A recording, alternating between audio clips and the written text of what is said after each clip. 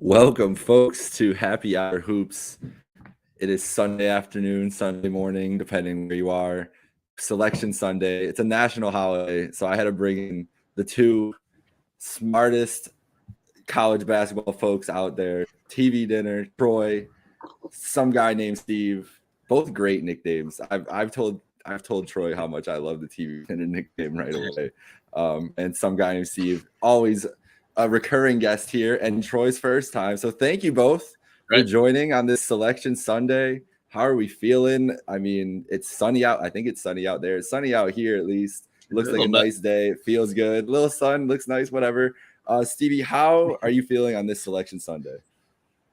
I'm feeling great, man. I can't wait. And this is one of my favorite days of the year when we finally get the bracket, when we can finally go through. However you want to fill it out, whether you want to flip a coin, whether you want to actually go through, look at numbers, whether you want to go with your gut, we finally get a bracket today. It's been a crazy couple of weeks for conference tournaments. I think Troy and I did a great job this week spreading awareness for how great these conference tournaments are. They're fantastic. I agree. And now we got the real thing coming up. Less than a week away, we get the bracket today. The tournament's going around local places, Buffalo and Pittsburgh. I may be going to both locations. I can't wait, man. I am very excited. This is like you said, a national holiday for me. I'm like a kid on Christmas. I can't wait. Yeah, same for me, man. It is a national holiday. Should be. It should be, honestly. Actually, today, like it's a Sunday. We don't need today the national holiday. Thursday and Friday should really be national holidays because it's gonna be a blast. I can't wait for like the full tournament experience. Like this is like the real full tournament experience we've got since 2019. I mean, really, like full packed places. It's gonna be crazy. It's gonna be fun, and I think this is gonna be. I don't know about you guys. From my impressions, though, and I think that you guys will be aligned with this. I feel like this bracket is very deep, like right through the middle, and there's gonna be some very exciting 30 round of 32 Sweet 16 matchups. I feel like those are going to be some crazy games, but let's get into it. We'll start off. We're about to go into Championship Sunday. Most of the conferences and the auto bids have been handed out. So Stevie, what are your biggest takeaways from Championship week so far? I think there are a couple teams that really, really impressed me. I know we talked about how last year we said Baylor and Gonzaga were that tier one of teams, and then there was a big gap. And this year there really weren't a couple teams that stood out. There's a lot of great teams.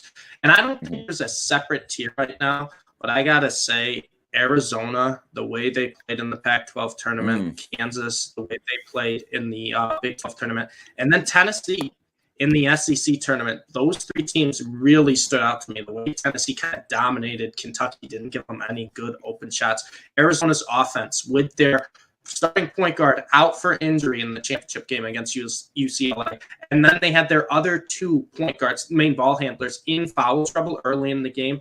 That run they won on in the second half, the way they played defense at the end, blocking almost every shot UCLA was taking, really, really impressive.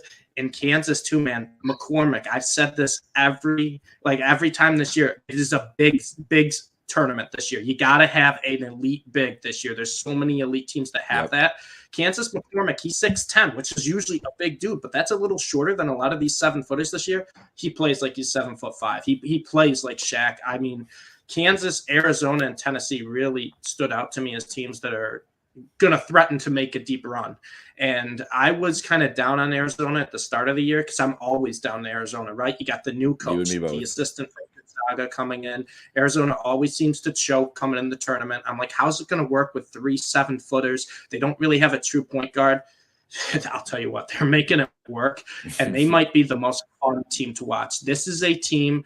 They have backdoor cuts. They pass everybody open. They average almost 20 assists a game. They're blocking everything down low. And Mathurin is that dude. He has raised his draft stock for the NBA significantly, and it's only going to go higher. He's taking games over. I'm going to say it right now. I think Arizona is the clear best team in the country. I could be wrong. I know Gonzaga. Everyone doubts him. I like Gonzaga. I'm a pro Gonzaga guy, but I really do think Arizona is the team to beat heading into the tournament. Wise words from Stevie. Troy, how did you feel about Championship Week? What were your thoughts? Biggest thoughts, takeaways? Stevie hit the nail right on the head. I mean, it's Arizona. They were not dominant last night, but they're super athletic. That's what I get from that. They're super athletic. And Ben Mathurin, I mean, he's shown up this year. Mm-hmm. Yeah. Koloko, he's a rim protector. That guy's like you said yesterday, Stevie. He's everything you want. It's everything you want going into the tournament. And you do need that dominant big this year. You look at every single team, they have that 7-footer. You know, yeah. Every team, and I think that's the thing, like across all of basketball, is these guys like we're so much better at developing basketball players all over the world. So we're getting these athletes that are just better athletes that have ever played the game of basketball, and you're seeing it manifest in college basketball with some of these kids. And some of them are such like raw NBA prospects that you like can't even possibly imagine them. But when you're playing, you know, in D1, you're just that raw athleticism can be enough to have swing games like this. And there's a lot of those kids this year. I do like that you mentioned though, UCLA did put up a good fight last night, but I was very impressed with Arizona winning a big game like that. Like UCLA is obviously a team that was there last year. They're battle tested. And like you said, Arizona in the past, like these are games where you wouldn't expect them to win, or they would somehow blow it in some fashion under Sean Miller and everything else. Maybe this is a different energy. This is a different team. We're just putting like the Arizona thoughts into our head and everything, but it's actually like a different thing going on. And it looked like they looked composed all week. Honestly, they looked really composed. Yes. Even in that scare against Stanford, they still were battling, and I didn't think they were playing bad. I think Stanford was just playing a hell of a game too. I think they had a good game plan for them. And you expect those games in a conference tournament too. Like there's always going to be one game that's what you're going to get in March. Yeah. And I think we saw a lot of that throughout all the conferences, right? The top seeds were struggling early on, or even for entire games against these lower teams. I mean, we saw the miraculous run Texas A&M has been going on in the SEC. Virginia Tech, they didn't just beat North Carolina and Duke. They outplayed them significantly in both those games. And not only Duke there against Virginia Tech, Miami gave Duke a tough game. Syracuse gave Duke a tough game. You'll just see that in March. The teams will play up to a level, and it only takes a couple hot shooting teams. Iowa, another perfect example with Troy. I remember I was on DDZ, I think a couple weeks ago. We were talking about Iowa, Michigan, and I was leaning Michigan because I'm like, they need that win. And Troy goes, well, Iowa, they can score the basketball. It was a simple statement, but it couldn't have been more accurate. Iowa has turned into one of the most explosive offensive teams. They can score the basketball well, and that's what you need to do in March. They get hot. The shot Bohannon made, the bank three to win against Indiana. It's been incredible to see all these teams kind of pop up, because we have the top tier teams, but like I said, after probably the first 4 or 5, there's about 20 teams you could put in any order. And that's terrifying coming into a tournament where you have seeds 2 through 6 of teams where, any of these could make the Final Four, or any of them could lose in the first couple of rounds. And that's what I love about this year. It's really unique. I think we do agree, though, at the end, you're going to have some form of a dominant big, because there's just too many elite teams that have one. But outside of that, guys, I really think it's a very balanced field after maybe the top 4 or 5 teams, where anything can really happen with any of these teams. They all have their flaws. They all have their strengths. It's going to be a really fun year to watch. Yeah, and I think that's what separates Arizona from everyone else. I think that they have the least amount of flaws as a team. Agreed. Yeah. Well, and the thing is, too, and I think you can agree with me on this, Troy, is Arizona, they have 3 7-footers. They have 3 big men. So you get one in foul trouble, not like on other teams, where their big man gets in foul trouble, it's kind of panic. A guy who has to only play 15 minutes come in. Not the case with Arizona. They can throw any of those bigs in, and you saw them do it against UCLA last night. And not only that, too, their top point guard was out. Their other 2 top guards got in the foul trouble. They didn't really have a true ball handler, and Mathurin just took over. He just took over the game. This Arizona team, to me, I think is a big mismatch for a lot of teams, because they have size, they have length at not only their forwards, but their guard position as well. They can score the ball. They play really, really fast, which I like, because teams that play fast will make other teams uncomfortable when they're not used to playing at that pace. That's true. They can full court press you. They can play back on defense. And we saw at the end of the game against UCLA, they made open shots, but the reason Arizona won that game was their defense. Koloko had, it seemed like 5 blocks in the final 2 minutes. I mean, and their guards can get blocks. I really like this Arizona team. They kind of fully convinced me through the Pac-12 tournament. This is a team that can win 6 consecutive games and win the tournament. But I'll tell you what, there are a lot of good teams besides Arizona, and it only just takes a hot shooting team. You know, that's really all it takes. And that's the one thing I was going to say about you guys have both made great points about the different amount of bigs and everything that are here. But this is also like one of these teams with one of these outstanding bigs who's even could be playing in the game or whatever, is just going to get blown out of the water by some team that shoots like 68% from 3. Like it's going to happen. We don't know where, we don't know who it's going to be. That's the beauty of not only just like March Madness, but modern basketball, is that those threes start falling and it's just different. And you get that energy in an arena in the, a round of 32 game where you hit 3 threes in a row, 4 threes in a row, whatever.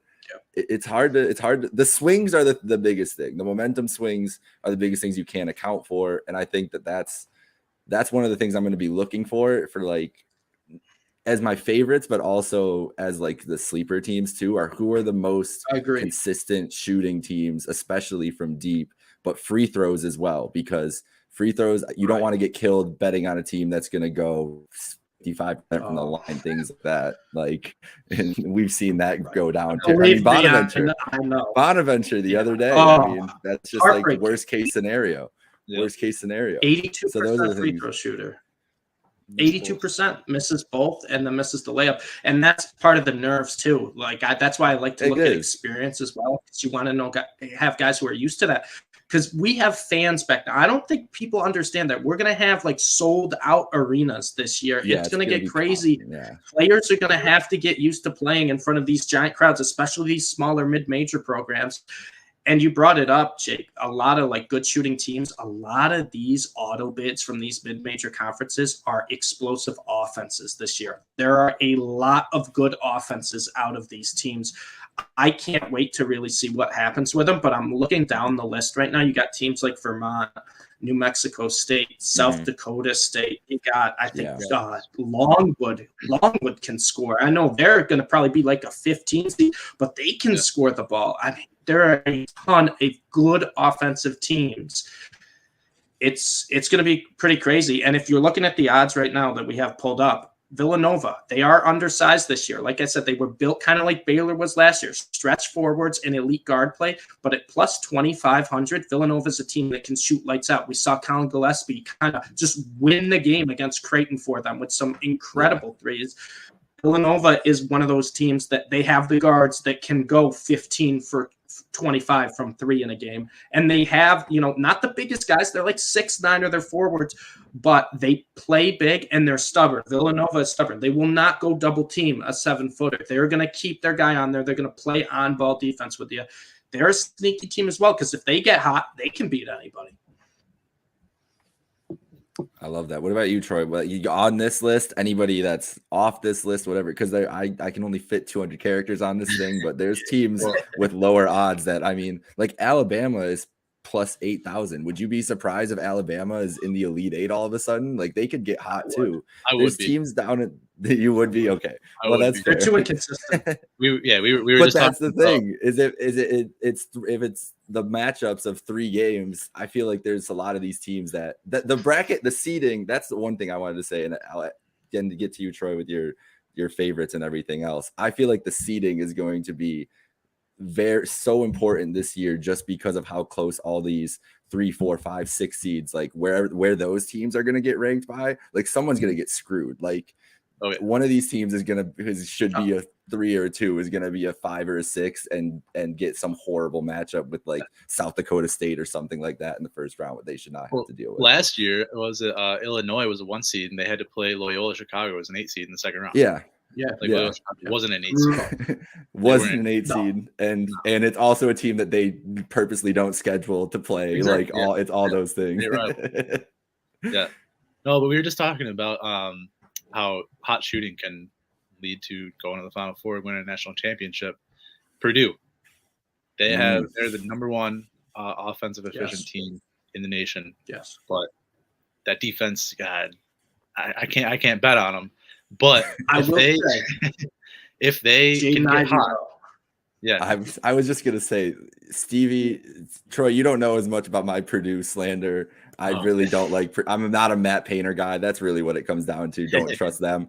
But Jaden Ivey that dude just might win me over because the kid is just incredible. Like that, the shots that he can, not even just the shots that he can get off, but like, I'm not saying that he is Ja Morant-esque, but the way he splits a double team, like you can't really affect him on the perimeter. He's just going to get around you and get to where he wants to go. And that's the only guy he's not as explosive as Ja, obviously, but I think he's just as smart and knows his angles and knows exactly what he's such a smart offensive player. That shot yesterday, that circus layup where he's laying like flat in the air and somehow gets it up. Like that's only something that's a special ability that you can do.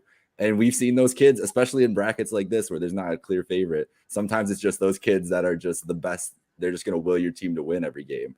I look back at like Kemba or something like that. Like one of those guards that can just fill it up. I think Ivy is definitely the number one candidate for that. He can definitely be that name this March where everyone in the nation will know him by April 5th or 7th, whenever the national championship game is. Right. But if that team gets hot from three, there's no stopping them. Well, they have so many options on offense. They have the inside big man with Edey. He's 7'4". Not many teams have a guy who can even come close to matching up with them. And he's not even their best big. They have Williams. He wasn't even playing yesterday. A better overall big down low. They've got one of the best 3-point shooters in Stefanovic.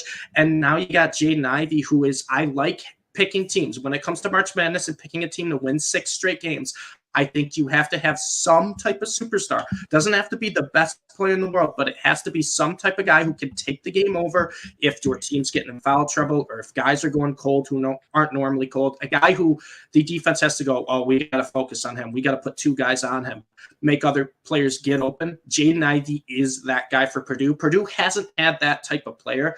I know they had Carson Edwards who could hit threes, but he really wasn't a complete package of I can take a game over in every way possible. Jaden Ivey can do that. He can shoot lights out. He can drive on you. He can facilitate the offense. That's a big reason why I think I can look past a little bit of Purdue's like defensive inefficiencies to a point. Now, I'm going to have to look at their exact road, certain matchups. But Purdue, I think that's a great point, Troy. Their offense is so elite, and then they have that star power with Jaden Ivey. It's a team where normally if I see a team where their defense is right around 100 in adjusted defensive efficiency, I'm not touching them. But I can look past that a little bit with Purdue. And so far, it's worked in the Big Ten tournament. They got one more game against Iowa today, the final game before the brackets come out. It'll be interesting to see because Iowa's just like Purdue. Great offense. Defense, it's improved this year, but it's never been their strong suit. But I'll tell you what, if Purdue can keep overcoming that, I'm so mad at Iowa for ruining the Purdue-Indiana Big Ten championship we could have had in Indianapolis. Like that would have just been legendary. But I'm with you on everything Purdue-wise, guys. I still don't. It's gonna take me a lot to write down Purdue into that bracket, but this might be the year that I actually get to do it. All right, so Troy, Stevie, I'm gonna ask you that we've got 3 blue bloods on this list here. We've got UCLA, Duke, Kentucky, all with different odds. So Troy, I'll start with you, then we'll go to Stevie. Out of those 3, rank them 1 to 3. Who do you like the most to least there? And I think we're all going to have the same answer of who we like the least. That's part of this exercise that I want to find out. But go ahead, let's see what you. Are we including Kansas in there too? Oh yeah, we should. I didn't. Sorry, I was not thinking of Kansas. Yeah. Kansas. Yeah, all 4. Man. So. It's difficult because Kansas, I mean, Kentucky went to Kansas and absolutely just demolished them. But I don't know. I've always kind of been a Kansas guy. Like it's one of those teams that I like seeing them win. So when I fill out my bracket, I kind of lean towards Kansas, and it's always usually a good pick. They're always in the Sweet 16 at least. I don't know. Right now though, I would have to put Kentucky over them, and it's not only because they they demolished Kansas in Kansas, but I mean that team, it's all overall a good team. I would go Kentucky, Kansas, and I think the gap between Duke and UCLA is a little closer than people think. I agree. Yeah, I mean UCLA obviously they made that run last year, mm-hmm.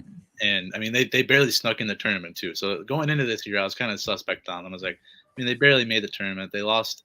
I want to say they lost to Oregon State in the first round of the Pac-12 tournament last year. Then they were a bubble team. And Oregon State, it's just a little side note, Oregon State won this is called Crazy Marches. Oregon State won the Pac-12 tournament last year. Went to did they go to the Sweet 16 or Elite 8? I can't remember. One of them. I think it was Sweet 16. It was one of them. Yeah, one of them. They made it to the second weekend at least. And I'm pretty sure they had 3 wins this year. Yeah, 3-27. I want to say they were terrible. That's like extreme, but that's the shit you can see in March. Yeah, it is. Absolutely.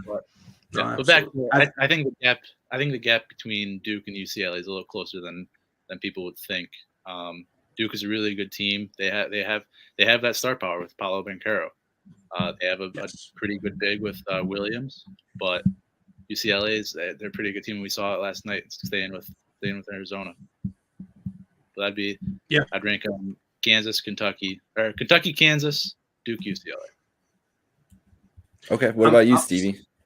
I'm similar. Kentucky's definitely my number one. I know they didn't look great against Tennessee yesterday. I completely understand that. But you got to see, Tshiebwe was in foul trouble. He barely played in the first half, and then he got fouls early in the second half. I mean, he barely played that game. They almost came back, and they were 2 of 20 from three-point range. Kentucky's a good shooting team. They're not going to go 2 of 20 from three-point range every day, and they brought that game back a little bit, made it close, gave themselves a chance to, have a comeback. Tennessee ended up winning. But even though they lost, I still wasn't worried about Kentucky from that game. They're still my number one. Ty Washington, one of the most experienced young guards I've ever seen. He does not look like a young guard. He looks like he's been in the league for 5-6 years. I like this Kentucky team a lot. I think they're one of the best defensive teams, and they have so many weapons on offense. They're going to be my number one here. I'm going Kansas at number 2. Kansas a little smaller than these other elite teams, but like I said, McCormick plays big. I like Ochai Agbaji a lot, and they got some good shooters around him as well. Kansas' defense is sometimes their weaker point, but their offense, once again, they can beat you in a number of ways. I'm going to go UCLA over Duke for the sole reason here. I know Duke it's the storybook ending for Coach K, right? Cut down the nets in his final season. I think it's going to be a very public pick, especially if Duke gets a 2 or a 3 seed. Very true. What? Yeah, right? Yeah, it's his last season. We didn't hear that at all. But I think the problem with Duke and my biggest issue with them is the ACC was really, really down here this year. And Duke, They played well in the ACC. They were the regular season champs, and they got to the ACC finals. But they haven't been as battle-tested as some of these other teams.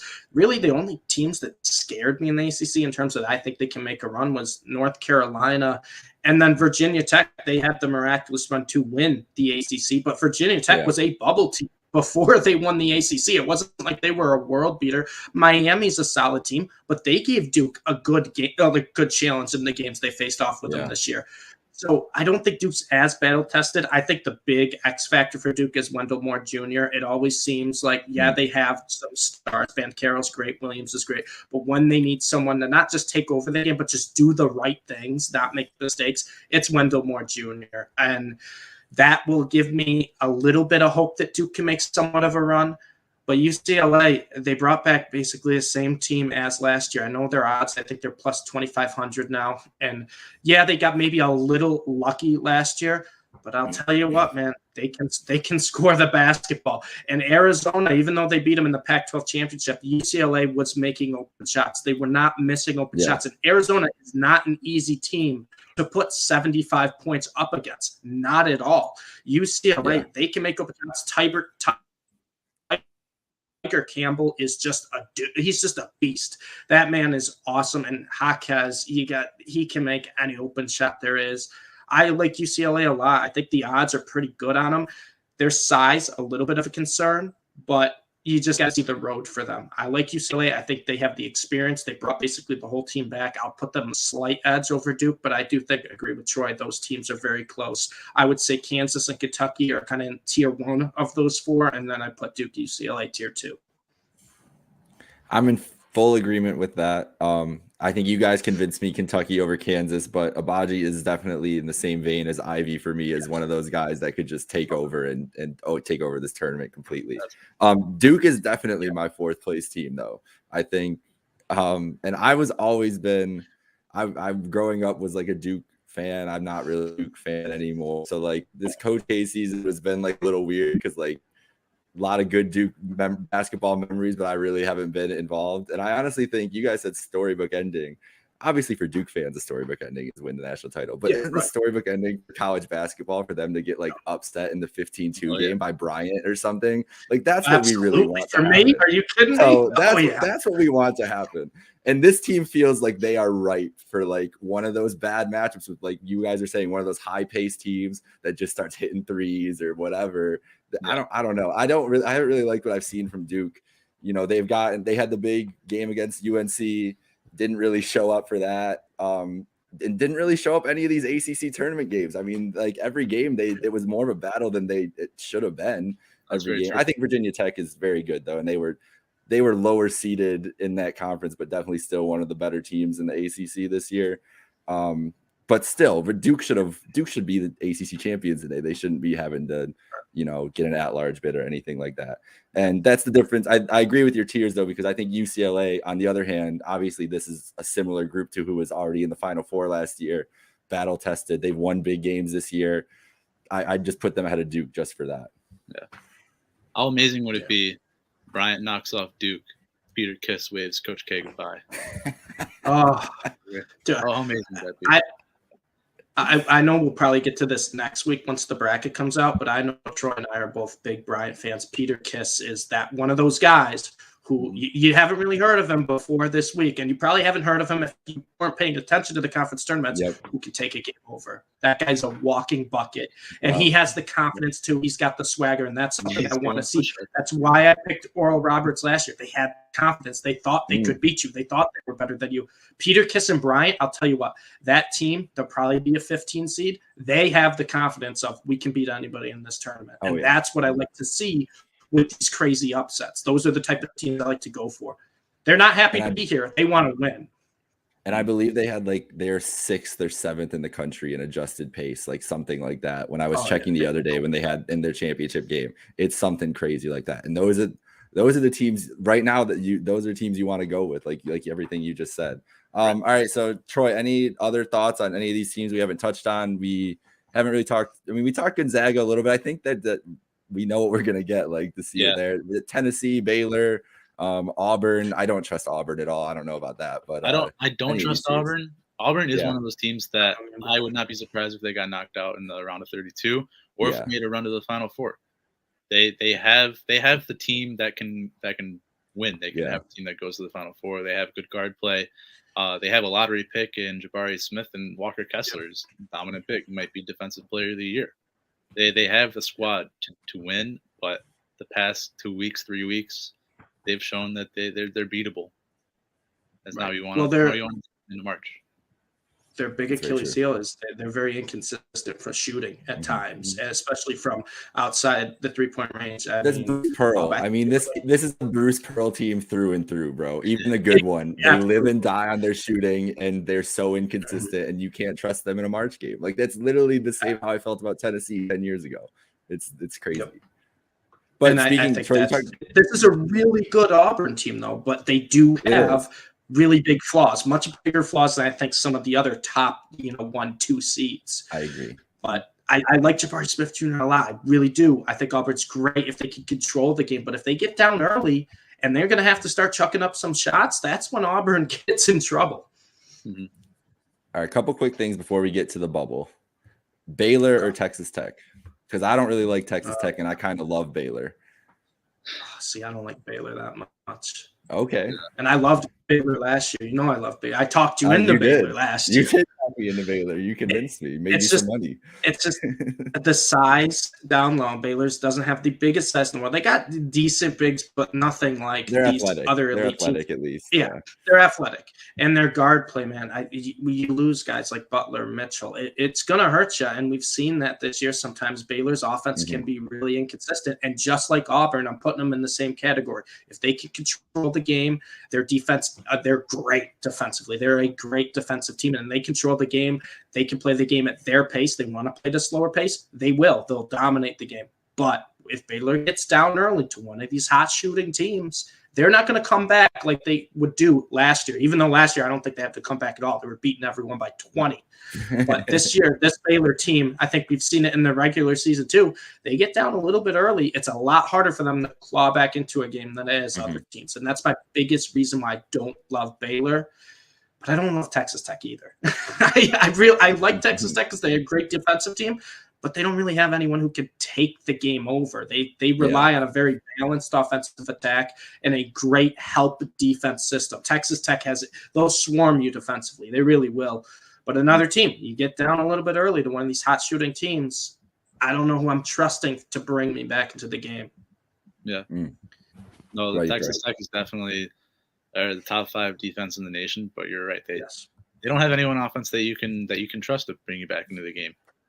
I mean, I like both teams. I don't think, I don't have either of them going to the Final Four no matter what the bracket ends up being, but I could definitely see both of them in the Elite Eight. But I do like both teams, but if I had to pick one of them, I would pick Texas Tech over Baylor, just because of the defensive side of the ball. Yeah. Okay. So there's teams, like I said, we couldn't fit enough teams on here. A lot of Big Ten and Big East action later on in the odds, though. We've got Iowa, Illinois, plus 4,000, plus 4,500 for Illinois. We got Houston, Arkansas, Texas. Texas, what is that called? I don't know. They're right next to each other. They're all right next to each other in the odds too. Then UConn, Wisconsin, Alabama, we mentioned earlier. Any of those teams do anything for you? I don't know. I like Illinois. I really, really do like Illinois' team. I thought they were going to win the Big Ten tournament, honestly.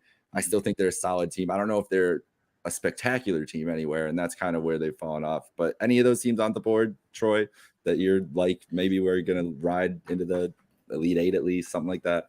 Arkansas. Okay. You're locked in. Arkansas. One of the hottest teams in the nation, but they have lost 2 of their past 3 games. It's not concerning, but they are one of the hotter teams going into this tournament. JD Notte is the second leading scorer in the SEC. I think they're. I want to say I looked at KenPom earlier, and their defense was ranked higher than their offense, but I thought their offense was a little more better than their defense this year. I think Arkansas is one of those teams that has a good balance of offense and defense. And they're another team, too. I'm going to stress this. With these big crowds coming back, these are emotional games. Arkansas is a team that thrives. They thrive in the big games. They thrive in those emotional, close games when the crowd's into it. That's something I like. And their coach, Gus, he gets really into it, too. That team's just going to play up when it matters most. I do like Arkansas. I think that's a great pick. That's where I was going to go as well. Out of those, I'm trying to see if there's I do like Illinois. Kofi Cockburn is one of the best bigs in the country. He was potentially probably the best big coming into the year, and then these other bigs just kind of came out of nowhere. But Illinois, another very, very solid, balanced team, great offensively, great defensively. I'm looking down the list if there's any sleeper teams. Alabama's the biggest, head case, right? Because they can lose to some of the worst teams, but they also Providence have Providence too. But Alabama 8 quad 1 wins.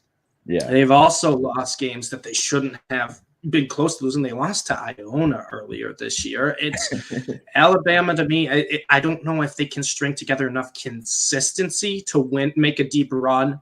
But what I will say is they're projected as a 7 or an 8 seed right now. If I'm a 1 or a 2 seed, that's the last team I want to see. That is the last team I want to see in that second round matchup because they've already beaten 1 seeds, 2 seeds, 3 seeds this year. Alabama's key wins. They beat Baylor. They beat Gonzaga. They've beaten Houston. They can beat the best of the best. They can also lose to the worst of the worst. I don't know if they'll make a deep run, but they're a team to watch out for as a potential bracket buster, I guess I'd call them. Sure.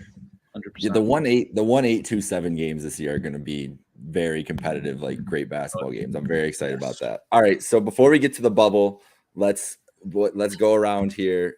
I have to ask the NBA question. Who's going to be the prospect? Jabari Smith, obviously, probably the guy that everybody's going to be talking about. Yes. Not consensus number one, but the current projected number one. But who's a guy that's going to be on everybody's radar after tournament's over, Steve? I mean, I think it's pretty obvious here. Ben Mathurin. This Arizona team is so much fun to watch. So that's a good thing, right? You're going to enjoy watching Arizona games. They're electric, they're exciting. But Mathurin is just unbelievable. He's got a lot of length. He can beat you off the ball. He can shoot. He can rebound. He can play defense as well. He's very good defensively. And I think he's improved so much from the start of this year to now. He's just raised his draft stock. It feels like 2-3 picks every single week. And it's only going to go higher, especially when you get people who don't watch college basketball as much, really just kind of tune in for the tournament. And they're going to watch this Arizona team and they're going to look at that guy and go, who's that? And I really, really like Mathurin a lot. Okay. That would be my pick. I could go Jaden Ivey as well. But I'm going to go with Mathurin because I think being on the West Coast too, not a lot of people watch him, right? They play it, they tip at like 11 p.m. So you don't see as many Arizona games as you do Purdue games or as you do Duke games. So I'll go with Mathurin. I like him a lot. Yeah. Love it. What about you? I would go with Ivy. I think would be Ivy. Yeah. That's a great pick too. I said Dude, earlier, he's gonna do some crazy shit in the tournament. Like there's gonna be like 3 or 4 moments at least. You're just like, he's gonna be that guy you see on every social media outlet post the same highlight for like 2 straight. That'll be us. I'm posting this. I posted all the Jaden Ivey highlights. He's gonna be that guy you see all the time from now until possibly the first weekend of April. Yeah. But I mean, the best thing that I love about the NBA prospects this year is this is like the first year we've had in a really long time where all the top prospects are on good college basketball teams. That's true. Yeah, that's true. I feel like every team has like one guy that you want to see like who's getting ready for the next level. Like at least every big team does. Every good. And that's team, amazing for college basketball because I mean, great. What we have Edwards I was from Georgia. Like Georgia's not going. They were like 17 and 15 or something that year. Simmons went to LSU. Didn't make the tournament. But this year we have Chet Holmgren, Gonzaga. We're just gonna bring him up. Yeah, Holmgren's another. We haven't even mentioned his name. This is 40 minutes into a Selection Sunday pod. We didn't mention Chet Holmgren's name. It's probably the most unique prospect we've seen in years. I mean, this guy's 7'2". He can play like a point guard. He can cross you over, break your ankles with ball handles. He can shoot, and his legs are about this skinny. They're tiny. They're tiny. He's just got to go to the weight room in the off season. But Chet Holmgren, in terms of basketball skills for a 7+ footer, I don't think we've seen a 7+ footer with that many basketball skills before. No. It's incredible, and we haven't even talked about it. He's the wild card because if he's a gamer, like we don't know what he's made of yet because Gonzaga does not play. Like this is where the big games start happening. Like they run through their conference every year. Beginning of the season is not the same as now. Like is this dude? What kind of like dog does he have in him? That's really what I want to see about Chet, and like that's what I always want to see about Gonzaga in general. Then Suggs had it. Like we knew he had it last year. He willed them to victory, obviously, in different occasions. So I'm interested to see that about Chet Boy. I will say maybe a little preview. If you watched his high school tape or the AAU stuff for Chet in those big games when he was going up against other top recruits, he was dominating them. Okay, that's all I need to hear. That's all I need to hear. I think he's a big-time player. I don't know about the rest of this Gonzaga team. We'll find out. But I think Chet's going to take his game to another level and probably raise some eyebrows in March. Like, maybe Smith isn't the number one pick. Maybe we want to take this 7'2" kid and break my ankles and then pull up a 3 in my face, and then the other end just block anything down low. Maybe we just hope we feed him some McDonald's, gain 20 pounds. Because I'll tell you what, if that news comes out that Chet gained about 25, 30 pounds, I'm like, he should go 1. That's basically how I feel. Just quick aside, if Chet or Jabari ends up on Detroit or Houston, it's just fucking terrifying with Cade or Jalen. That's all I'm thinking. Those 2 teams are bad, probably gonna have the top picks. Or even Oklahoma City with Shea. Either way, it's going to be ridiculous. OKC would be a perfect spot for Chet. That would be the big, like the guy, the big they would need for OKC. I don't want to dive too much into these NBA teams. No, we don't have to. Those are the 3 teams with the high picks, and all these. Yeah, exactly. Those 3 teams are the high picks, and all these guys kind of. I mean, at least the bigs all fit perfectly with them. It's going to be a fun draft season when that comes up too. All right, let's go to the bubble. Troy already has our bubble laid out for us, so we're gonna go right here. I don't see anything that I think jumps off the screen at me here. I don't. Xavier is definitely out in my mind. Fuck Xavier. They pissed me off so much. They should be out. I'm done with Xavier. I wrote them off for next year after the way they lost the game. I told my buddies I had money on Xavier that game. They just the complete meltdown they had, and I go, you know what? I'm writing them off for next year. I'm done with them next year. I don't want to worry about them. I'm not letting them stress me out. Yeah, I do think that the only way Xavier gets in is if Texas A&M gets absolutely demolished today. That'd be the only way. Even if there's still a bid stealer out there, Richmond, going to play Davidson today. Even if they win, I think it would take Texas A&M to get just destroyed for Xavier to even have. You think Michigan's safe? Both of you. What I will say, I think Michigan and Indiana are both safe because they're going to want to put a big team in these first 4 playing games, right? They want to put a big team in the last 4 and playing game. I would not be surprised if we saw Michigan and Indiana separate games in the last 4 and playing games because they want to get ratings for those. Indiana, the run they were on, they've been electric. They're a super high potential team. That'd be a great get in terms of ratings there. And Michigan, the storyline, right, with the coach Juwan Howard, Michigan being a top 10 preseason team. Everyone thought this would be a sleeper team, maybe get to the Final Four. And now they're looking right on the bubble. I think Michigan and Indiana both get in. I think they're both probably in that last 4 in slot. And I think to your point, Troy, I think A&M gets in even if they lose to Tennessee, because even if you get beat up bad by Tennessee, I don't think it's a horrible loss. They beat Auburn. They beat Arkansas on back-to-back days, and they beat them up pretty good both games. It wasn't like, they got lucky in these games. They won those games convincingly. They're hot, and I know the committee usually in years past likes to put those hot teams in because they're exciting, they're fun to watch, ride the hot wave. I think A&M would get in for that reason. Yeah, I don't really have any complaints with your buys. I think a lot of people don't really know this San Fran team. San Fran's a good team. They haven't played the toughest schedule in the world, but San Fran is a good team. I think they're 22 in that, 24th in RPI. Their strength of schedule 16th. Like they have good metrics. I think San Fran gets in. A lot of people don't know of San Fran because once again, it's a West Coast team, mid-major team. Not many people watch them or follow them, but they're a solid team. And then Memphis, they're playing Houston later today. Memphis is another one of those teams that kind of played themselves into the tournament the past couple weeks. Yeah, I love it. Yeah. Is there any?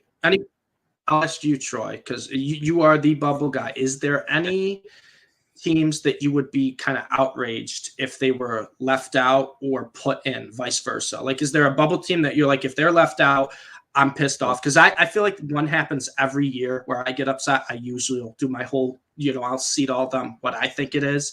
And I usually get upset with one team per year. And then there's always seems to be a team left or a team that we always projected out. We've projected out for the last couple of weeks. And then they sneak into the tournament and you're like, why is this team in here? And then that team wins the first 2 games. And, it's like, oh, okay, that makes sense. Is there any team for either one for you? I think if Rutgers doesn't make it in, that's going to be terrible. Yes. They should be in for sure. it does worry me that all of their metrics say that they're not in the tournament. But I mean, they rattled off wins against Illinois, Purdue, Wisconsin, Michigan State, Ohio State. They've beaten everyone in the Big Ten. I don't have a team that if they make it in, I don't know. I just think there is that fine line. I think I don't even think SMU has a shot. I think the only team that is out right now is Xavier that could possibly make it in. And yeah, I believe that if Texas A&M just gets walloped by like 30 to Tennessee, then maybe there is that chance. But if you look at the overall resume for Texas A&M and Xavier, I do think Xavier does have a little bit of a better resume. But Xavier has also lost 14 of their last 16 games. Yeah, and Texas A&M has won like 12 of their last 14, and I think that should be worth something. Mm-hmm. You're definitely going to give the hotter team, just the better hand. I got one for you. I want your opinion on it because it's a team that wasn't even on my radar earlier this year, but it's a team that I think the committee could try to sneak in. It's Oklahoma. They're 40th in net ranking. I know they're 68th in RPI. They've played, I think get out of here. And I'm not saying I would put them in, but I think this is a team that I think the committee could sneak in. They've been playing good basketball lately, but the 4-12 quad ones, it's 16 quad one games, but 4-12 really sticks out to me as why I would keep them out. But I'm trying to look at teams because, like I said, I agree with this bubble picture. I think it's a really good bubble picture. But I'm trying to. I know that the committee does it every year. I know they're going to put in one team. It's usually from a major conference where you don't expect it. They pop them in, and you're like, why is this team and this team's not? And the team I'm terrified that they'll keep out, other than Rutgers, is Wyoming. And I think Wyoming deserves to be in. That would be a travesty. I've loved Wyoming from what I've watched this year. I think the Mountain West deserves 4 teams to get in this year. But Wyoming just kind of seems like that team where the committee's like, we'd rather put in a major school over Wyoming. Even though Wyoming's metrics are pretty solid, 4-5 in quad ones, 50th, not 25th RPI. And their strength of schedule, 84th, not great. But it's tough for me. Yeah, that's the one thing that I try to differentiate the quad 1 and quad 2 wins. Oklahoma, we said they're 4-12 in quad 1, so they've had 16 chances in quad 1 team, and they're 6-2 in quad 2. So overall, they're 10-14, which is still it's 24 games against quad 1 and quad 2. That's above average competition, and they're not doing well. Yeah. Wyoming, you said they're 4-5, so they've had only 9 games, and they have 4 wins, where it took Oklahoma 16 games to get 4 wins in quad 1. And Wyoming 7-1 quad 2, so they're 11-6. And Oklahoma, yes, they are playing a little bit better. I mean, Big 12 conference is the best conference in the nation. I don't want to say they're playing a little better competition because they are playing better competition. But Colorado State, Boise State, San Diego State, those aren't, they're tough competition. No, good teams. Yeah, and that's why I think Wyoming deserves to get in. I think they've shown enough that they can handle good teams. Whether or not you believe Boise State, San Diego State, Colorado State are truly good teams, they've shown it this year, and Wyoming has too. So, yeah. But I do think, though, to your point, I really do think that there is going to be a team that shocks us because there is every year. Maybe not a bunch of teams, but I think there's going to be 1 or 2. And I'm with you, Troy. I'm crossing my fingers. I'm the biggest Rutgers fan going into this selection Sunday. Just get in. I just want to see their name. I don't care who they're playing. I don't care if they're last 4 in. I don't care if they're last team in the tournament. Get that team in. What that program turnaround has done, the group of guys they've had for it seems 4 or 5 years now, they deserve one last run in the tournament, in my mind. Yeah, definitely. No, and the only reason that they're even this close is because they had those bad losses earlier in the season. Yes. Right. The Lafayette, UMass, just terrible, terrible losses. Terrible. Bad. And that's literally the only reason they're on here. Right. On the and that's the too. How much does the committee weigh early season to now? Because there's a lot of teams that are playing a lot better now than they were early on. And guess what, folks? The tournament happens in March, the end of the year. So all you do is try to cater towards the hot teams at the end of the season. even though there may be some glaring weaknesses early on, teams can get better as the year goes on. Players can get better. So I'm hoping Rutgers gets in. I really am. But you're right, Troy. They have a couple horrible losses where the committee could use that as an excuse to keep them out. Yep. Definitely. They're a good chance for the what you're saying though with the major conferences. It's a big market. It's New Jersey. It's a base. They try to claim New York City. Like they'll get a lot of New York viewers and everything like that. So that's one of the things I think benefits Rutgers definitely.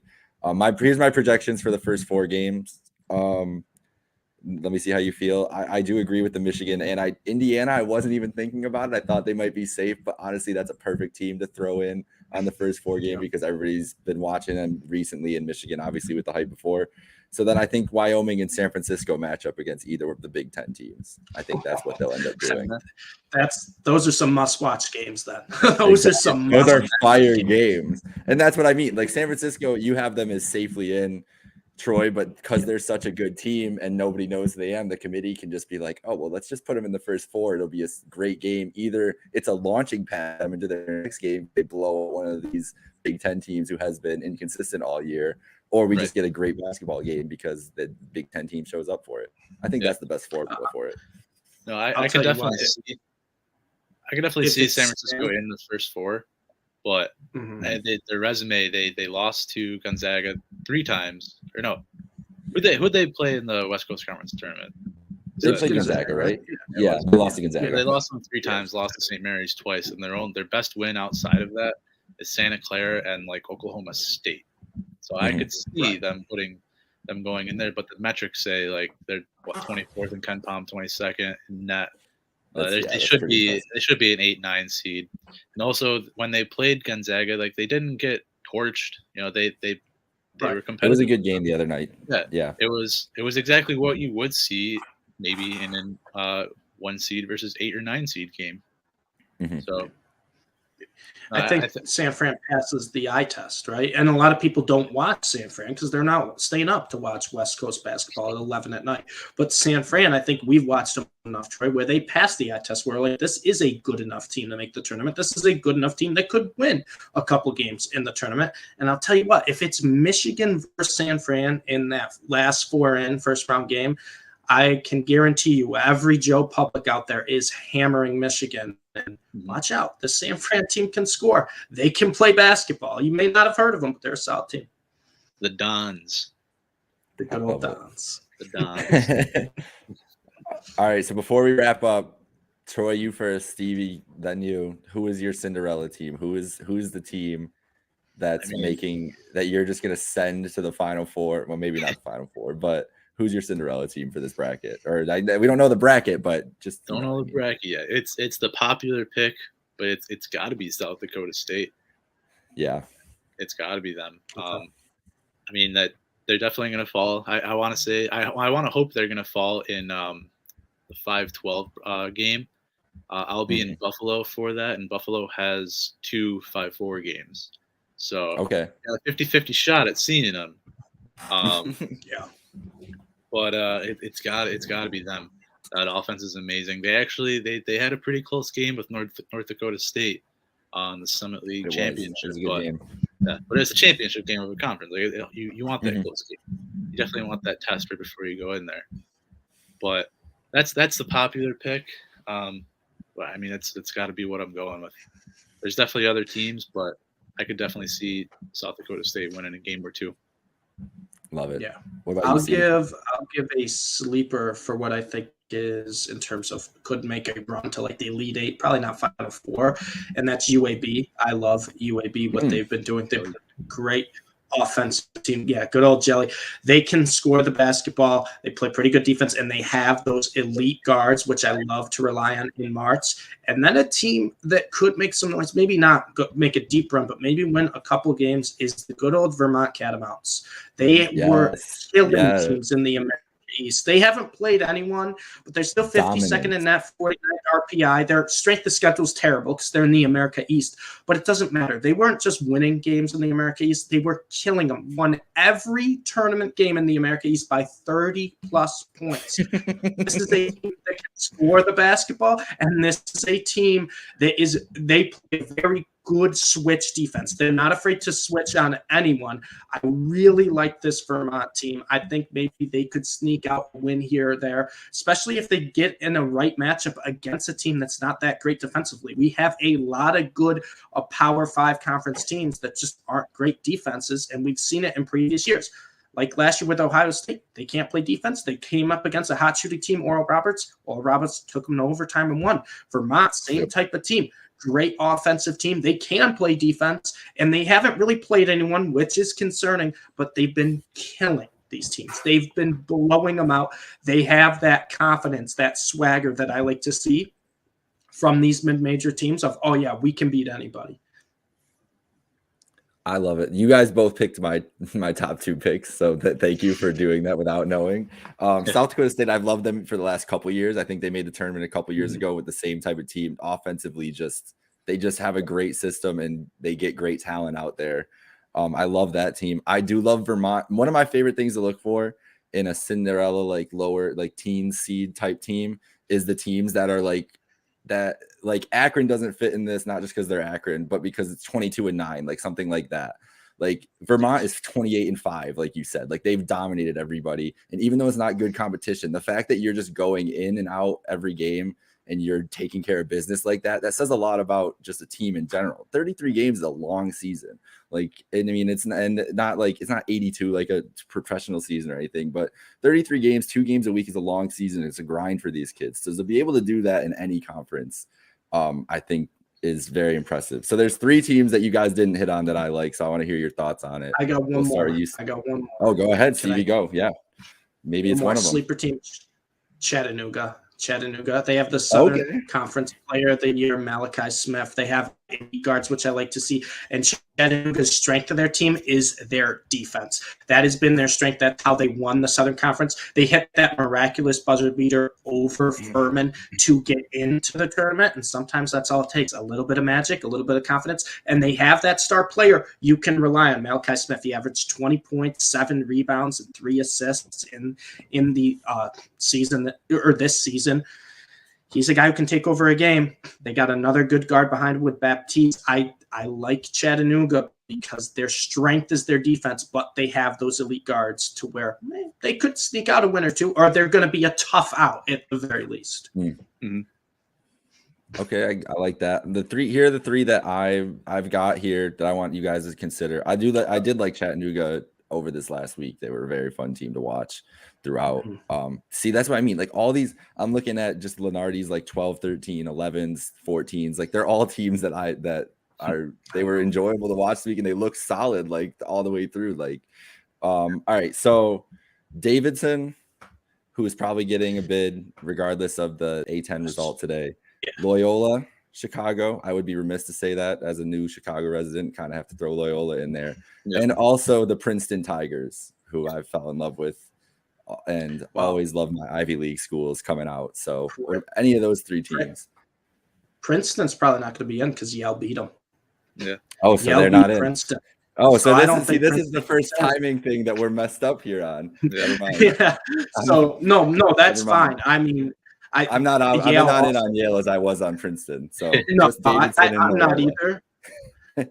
Davidson, I'm not huge on. I don't know what it is about Davidson. They're a balanced team. They're a South team. When I watch them, I'm just not too impressed. And I'll tell you this right now. I'm making a marker here. I've learned my lesson on fading Loyola. As long as Sister Jean's around, as long as they've got this slow-paced, grind-you-down defensive system where they want to wait till 2 seconds left in the shot clock to make their read, make their shot, and then they make the open shots. That's the problem. They can shoot the ball. They just play so slow. You don't think they have a good offense. They're shooting like 49%.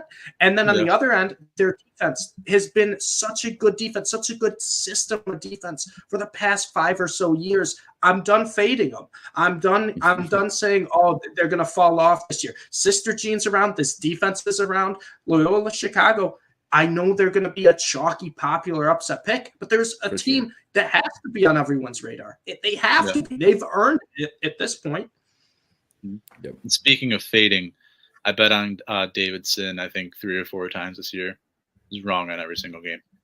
So all right, I'm rolling with So that. Then burned. we're going with So Loyola, and we're fading Davidson and rolling with Loyola. Then that's what we've come to agreement here. Yep. All right, sounds good. That. We're not fading Sister thoughts? Gina anymore. I've learned my lesson. No, we're done fading. I can't do it. Can't do it. And you're in Chicago now, Jake. You can't fade Loyola. That's what I mean. Oh no, that's why I'm saying, dude. Like my first week here, we went out to eat somewhere, and they had like just a regular season Loyola game on in every TV in the bar. I'm like, oh wow, yeah, we're in this shit now. Yeah, and and the same thing it's the same thing with Illinois too. So don't get me wrong, but yeah, that's gonna be fun. Any other thoughts before we wrap? We're at our hour here. So any last thoughts going into Selection Sunday? One more team. Yeah, I hope Rutgers gets in, and one more team that's dangerous. It's Memphis Tigers. Yeah. They can be a top 10 talented team. They're getting hot at the right time. They're playing Houston today. They've been dominating Houston so far this year. We'll see what they do in the championship. But Memphis is a team that if they get hot at the right time, they have the players. They have the actual talent level to give anyone a game. And they're projected right now at a 10 or 11 seed. I'll tell you what. I don't want any part of them in the first round. You remember the Kentucky 8 seed that was still went to, what did they end up? They still ended up in like the Elite Eight of the Final Four, right? Or something like that. Yeah. That's what this Memphis team reminds me of. Like they have, this is a top whatever recruiting class that Penny brought in, and they just underachieved all year for one reason or another. Yeah, that Kentucky team. That was the most messed up bracket because I want to say that title game was Kentucky and UConn, and Kentucky was 8 seed, and I want to say UConn was a 9 seed. Yes, I think they were 9 or 7. They were a low seed, and then you had poor Wichita State. Right? That was the year. Yes. Yeah. That was the year Wichita State had their incredible season. They were a 1 seed, and they're like, "Oh yeah, you get to play Kentucky second round." Like, how's that fair? Dude, how's that? That is one of my favorites. One of my favorite tournament games ever, though. One of my favorite tournament games ever. It was amazing. You knew once the bracket came out, you're like, this is going to be great. Oh, it was horrible. It was horrible. Wichita got screwed. It was terrible. They had one of the best years ever. They're like, oh, yeah, here you go. Kentucky second round, 8 seed. Everyone knows it's the talent of a top 2 seed. They had a disappointing start to the year, 8 seed. There you go, second round Wichita. We should expect this to happen because those are 2 instances that we've talked about now on this podcast today, where that game a couple years ago where they clearly just put Kentucky in there to match up to have a great Sunday afternoon, CBS, Jim Nantz on the call, all that good stuff. And it was the same thing with Illinois and Loyola that we talked about before. And right now on Lenardi's bracket, I'm just saying a potential 1-8 matchup is Kansas and Memphis, and that would definitely fit the bill for that game. And that game would be nutty. Memphis is doing this with all Imani Bates. Imani Bates is the freshman coming in. God knows what the hell happened. He was like with his dad rehabbing or something. And he just hasn't been back, and they've been one of the better teams in the nation since he left. So, and maybe that was part of the thing too. Yeah, Duran looks good. I mean, he looks like he's supposed to look right now. That's part of the reason that's a good call, because they were impressive last night closing out SMU. Like that was a great game all the way through, but they really were just like, nah, like we're not going to mess around anymore. If SMU won that game, my mind would have exploded with trying to figure out this bubble. Yeah. Oh yeah. Yeah. Well, we're glad your mind's still here. Another example, Jake. You're talking about tough 8 seeds. Michigan State probably potential to be an 8 seed. Oh, no one wants. Who wants to play Michigan State in the tournament? Nobody. In the second round. Nobody. So you're telling me they're a potential 8 seed? I mean, North Carolina, a potential 8 or 9 as well. Yeah, it's gonna be UNC. 1 seed. Yeah. That's the thing they could do too, is like a Kansas North Carolina 1-8, 1-9 matchup. Yeah, absolutely. Sign me up. Kansas is the 1 seed. Sign me up. Kansas is the 1 seed. Michigan State the 8, and North Carolina the 8-9. Imagine that. That would be brutal. It's gonna happen. It's gonna happen. There's no way there's not. It's perfectly set up. CBS is like, yes, give me all of that. Yeah, right. Oh man. I'm excited, guys. All right, so we'll be back on Wednesday probably with the whole bracket picks. We can actually have some time to look at it, see where we like the roads. Got a couple hours. It's gonna be fun. Thank you both so much. This is a great time. Follow, subscribe, all that stuff I've said this so many times. I'm not telling y'all where to subscribe anymore because you can figure you're listening somewhere. So you can do it. I have faith in you. So subscribe, follow us at Happy Hour Hoops 1. Thank you, Stevie. Thank you, Troy. Have a great day, folks. Enjoy the games. Yeah, have a good week.